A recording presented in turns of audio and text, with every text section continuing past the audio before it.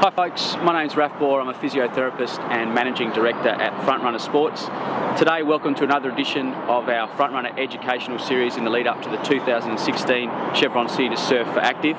Today we're going to talk about 5 Frontrunner aerobic training zones. These are the 5 training zones that typically we'll use when athletes are building up for the 2016 Chevron City to Surf for Activ, all the way from their easier training and their volume continuous runs through to their more intense training sessions to prepare for the event.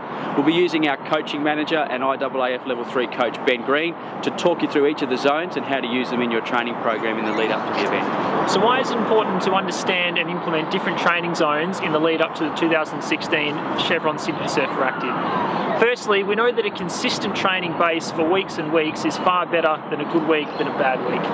The main thing that might interrupt your training is soreness and injury, and this is where understanding your training zones is the most important thing for you.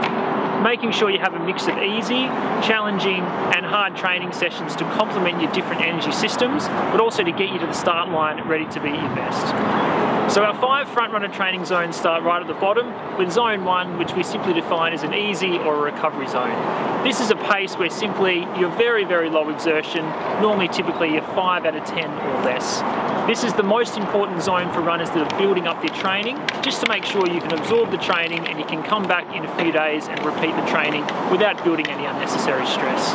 The benefits we can get from this training session are simply building your heart and your lungs to use oxygen more efficiently, but also get your legs used to covering an increasing amount of distance. So the second of our Frontrunner 5 aerobic training zones is what we call a steady zone. Okay? Now this is generally the upper limit as to which we will do any long continuous run. Okay?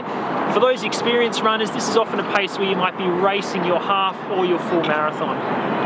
Typically, in terms of an effort out of 10, we're looking at a 6, maybe a 6.5, but nothing that's going to stop you running continuously for the duration of your goal event. So our third zone is what we call the tempo zone. Now, once we get to Zone 3 and above, we're starting to talk about broken or more interval type training sessions where you'll have a period of rest to separate some higher intensity work. Now, Zone 3 is really your bread and butter training zone for those targeting either the 12 or the half marathon distance. This will provide a challenging pace for your aerobic system, so your heart and your lungs will begin to work a little bit harder, but you'll still be able to get a little bit more volume in to make sure your legs are conditioning to the training. So as an example, a type of session we would refer to as a tempo run is typically your longer type of intervals.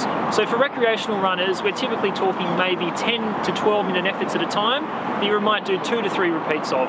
So we're looking at about 30, sometimes 40 minutes worth of running, but broken up into your longer intervals to give you a little bit of rest in between.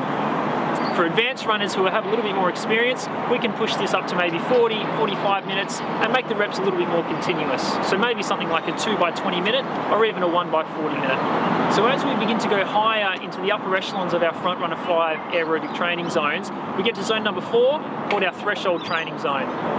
Now this is typically what most people would associate with an interval type training session. The pace is generally getting up there. Okay, we're generally talking about a 7.5, maybe an 8 out of 10 in terms of your effort, and something that we want to be achievable for about maybe 20 to 25 minutes worth in training. Typically we're looking at shorter efforts, maybe 3, 4 or 5 minutes at a time, and they're broken up with either a really slow jog recovery or a static rest to get your heart rate and your breathing rate back down. And lastly, Zone 5 is what we call your VO2 Max, okay? This is simply where we're using almost all of the energy we can get from oxygen to push our pace right up to our upper limits, generally about 8.5 or 9 out of 10. Now it's very important, this training zone is typically aimed at runners at an advanced to elite level to improve their pace. For recreational runners that may be building up their training, we typically recommend your intervals be performed at around our Zone 4, our threshold, and not push up into Zone 5, just for the risk of the body not quite absorbing the training as well. An example session is generally your quite short and sharp interval sessions. So maybe some 400 metre repeats, maybe some 1 or 2 minute efforts that are generally sustainable for about 10 to 12 minutes. So quite short, but very good at effectively increasing your speed for events at the 4 and 12K at the Chevron City to Surf for Activ. So now we know a little bit more about each training zone, we want to educate everyone as to how you can best execute these training sessions through some practical testing guidelines. Now for recreational runners who are building up their training, the perfect practical test is what's called a 12-minute test. This simply involves running for 12 minutes at your best effort and seeing how far you can cover. For more experienced runners, we would recommend a 30-minute test, again simply seeing how far in metres you can cover in 30 minutes. Now, once you know how far you can cover within these 2 tests, visit our website, frontrunnersports.com.au, and visit our pacing calculator. This calculator will spit out your 5 training zones, 1 to 5, in a minute per K pace based upon how far you're able to cover. This is the perfect tool to prescribe training paces for you initially, but also to retest your fitness either before the event or maybe after the event as you search for a new goal.